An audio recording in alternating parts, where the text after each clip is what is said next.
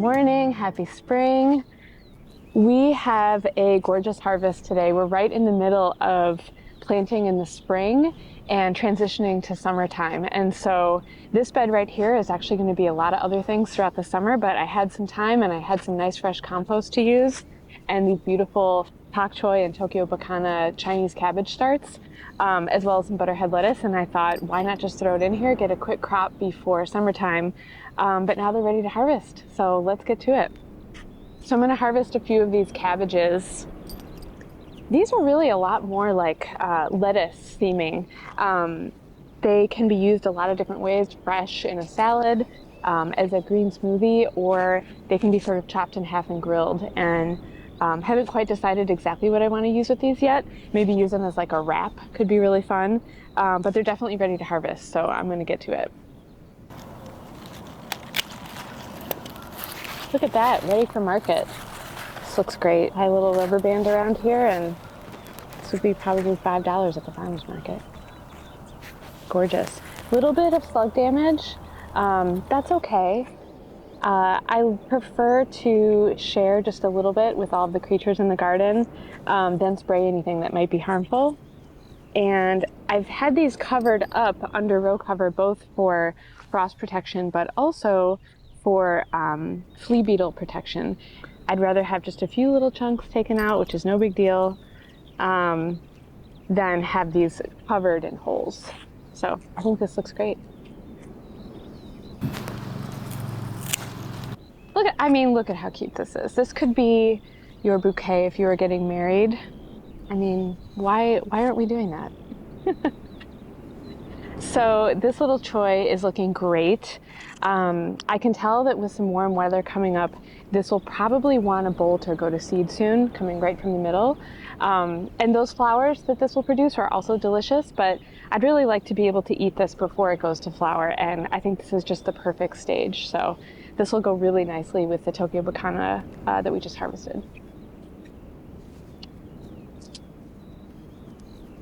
Okay, next we have some carrots to harvest to make room for potatoes. Let's go.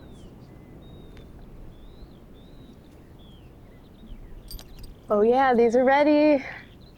These were actually planted last fall. You can tell that they are wanting to complete their life cycle as well. They want to go to seed. So these carrots might be a little bit tough, a little bit funky looking, but you know what? They're carrots in May, and I'm thrilled. So I'm going to actually harvest all of these, probably chop off the greens, and store the carrots in the fridge. Let's pull one out and see how it looks. That's a carrot. It's not the best carrot I've ever grown, but it's a totally acceptable carrot. You can see that it's starting to get some roots. It's starting to stabilize itself a bit more to send up a big stalk in the middle of the plant to support it, to produce some seed. So I'm catching these just in the nick of time. Look at the worms!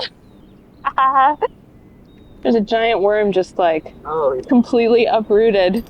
I'm sorry, bud. We'll put you back. We'll put you back where you belong, don't worry.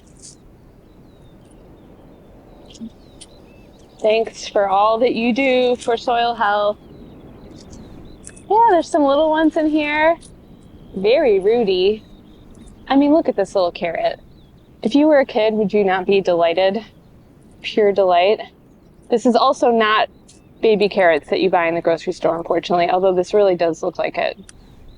All right. Nice big carrot harvest. Got my work cut out for me with processing these. These will be great for the next couple months while the other carrots that we just seeded in the other part of the garden are growing. And now we can plant potatoes in this area.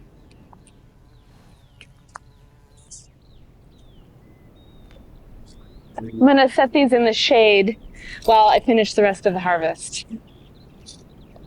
Let's head out into the greenhouse. We have a ton of spinach to harvest today, and a few other things that I want to clear out of here to make room for tomatoes. And here's our spinach. Massive. The spinach has been so nice to have this spring. Fresh greens, I'm putting spinach in everything. Wow. This spinach. I know I talked about this in my last video, but absolutely huge, fantastic. And I could actually harvest this a lot more like bunching spinach since these stems are so long. I would normally cut at the very base of the plant and do a big bunch if I was selling for market. But this is just for me, so I'm going to harvest however I want. You can see that the leaf shape is starting to get a little bit pointy at the top, maybe compared to this leaf shape. Oh, is that hard to tell? Pointy, not as pointy. And the pointiness here that you kind of see down here and up above tells me that the plant is signaling that it wants to go to seed and complete its life cycle. So I can tell that I should probably harvest pretty hard because this is a little bit tired of producing this much spinach for me. So we'll keep harvesting. Once again, another $5 at the grocery store right here. Look at this giant basket of green. This just looks so good. All this spinach will cook down into about a tablespoon. It's so filled with water.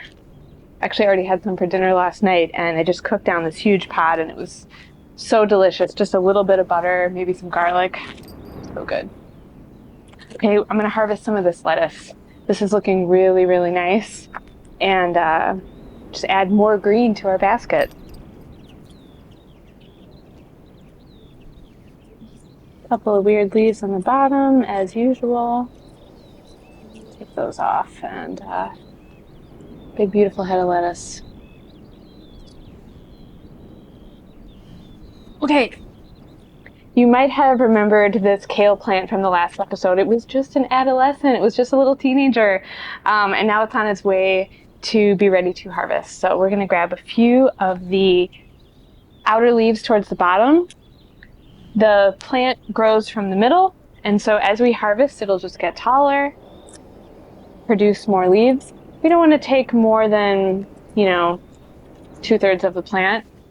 This feels like a good amount to me so that there's still lots of nice green leafy growth to photosynthesize and continue producing. Maybe I'll grab one more leaf. Okay. Nice bunch of dino kale, also called lacinato or Toscano kale. And I really love this variety. I'll usually stem it or destem it and ribbon it and put it in a kale salad or saute it over some brown rice. Really delicious. Okay, lastly, we are going to harvest some of this gorgeous dill. It is also just about ready to go to flower. You can see right in here, it's ready to send up the last of its foliage. And I just want to harvest it while it's in this really beautiful state. Nice, beautiful, and so fragrant. Dill stalks. And so I like to use this. I actually had this last night for dinner. Some ribboned carrots in couscous with some fresh dill, a little bit of lemon zest and lemon juice, and a whole bunch of olive oil. And gosh, it was perfect. So yeah, I mean, just this little bit would go a long way. So I'm giving this to all my friends and family and forcing everyone to take some dill from the garden. Okay, that's our harvest for today. Perhaps next time you're in this greenhouse, for our next video, we'll be transitioning to the tomatoes. And it will be a total jungle. But I'm so thankful for this harvest today, and I'm going to take this inside and think about what I'm going to make for dinner.